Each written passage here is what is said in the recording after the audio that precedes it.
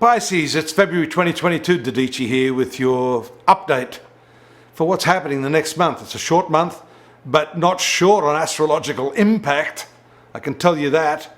You have got the 12th house new moon on the 1st of February, kicking things off. 12th house, of course, has to do, as I just mentioned, to Aquarius. They also have a very strong 12th house at the moment. Past karma, your suffering.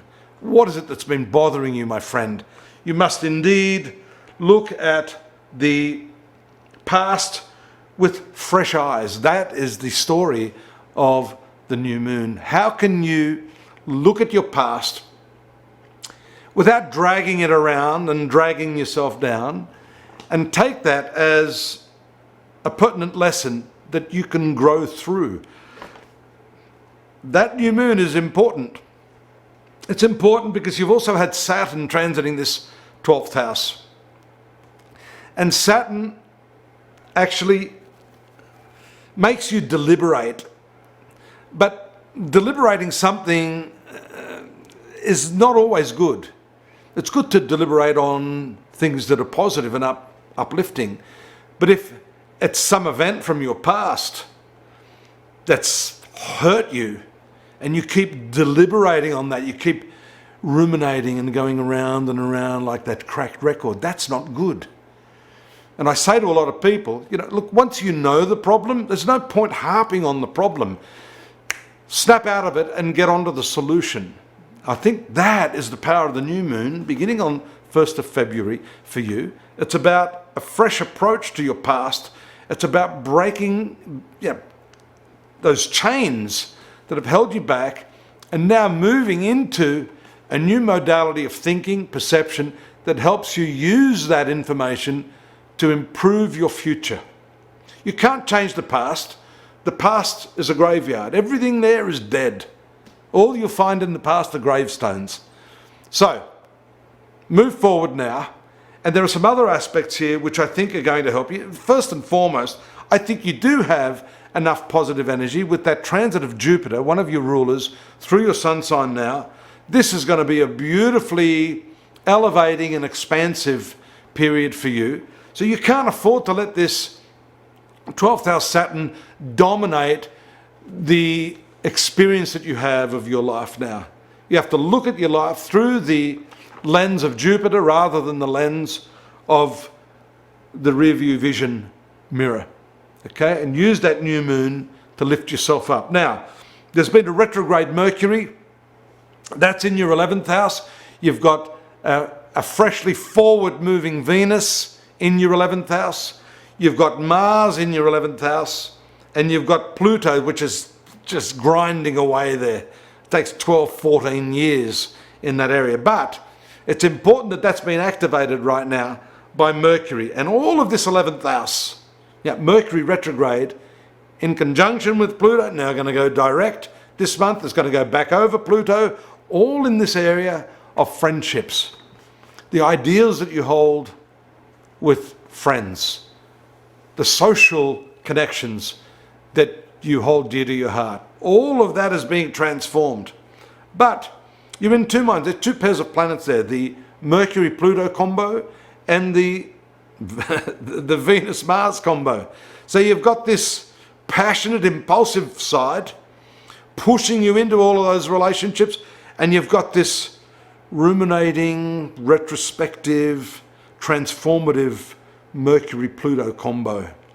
That unrelenting, analytical view. So you may be in two minds about friendships, is the bottom line here.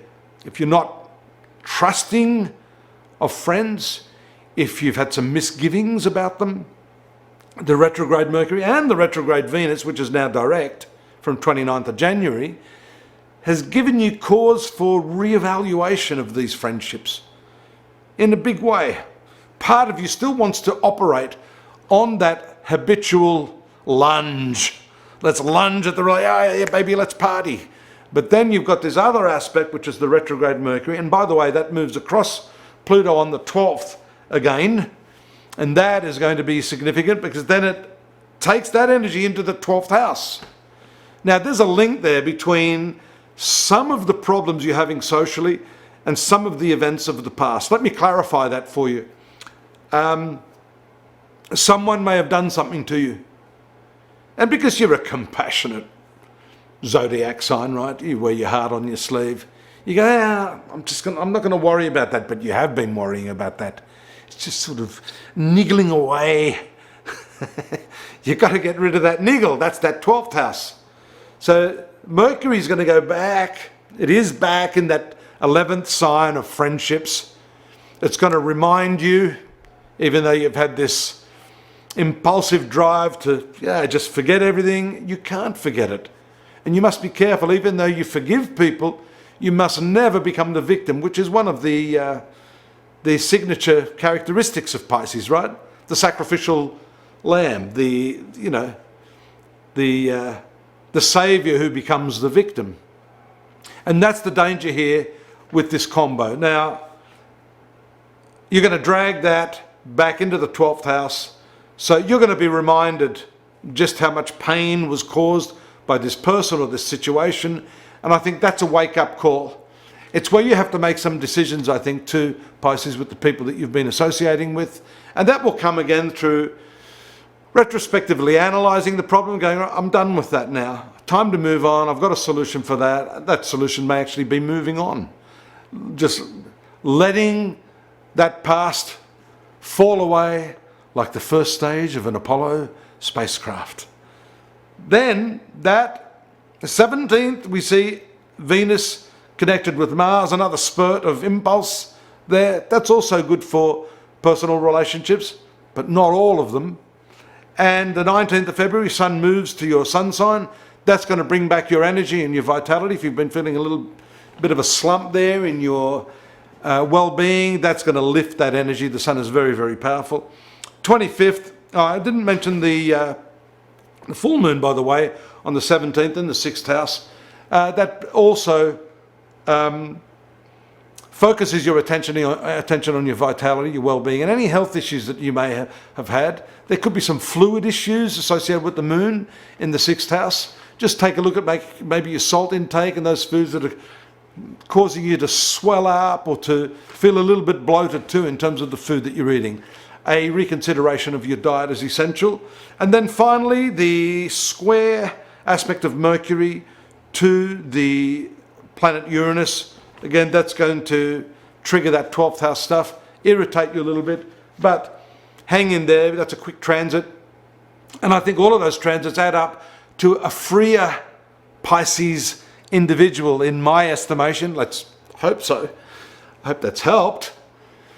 You can get some more information on that, by the way, over at astrology.com.au. And we've got that chronological sequence of transits to fill in the gaps of anything I've missed out on, and just to extrapolate a little bit. Do subscribe, drop me a line, and if you need a personal reading for this year, you know where to find me. Take care. I'll see you next month. Bye-bye.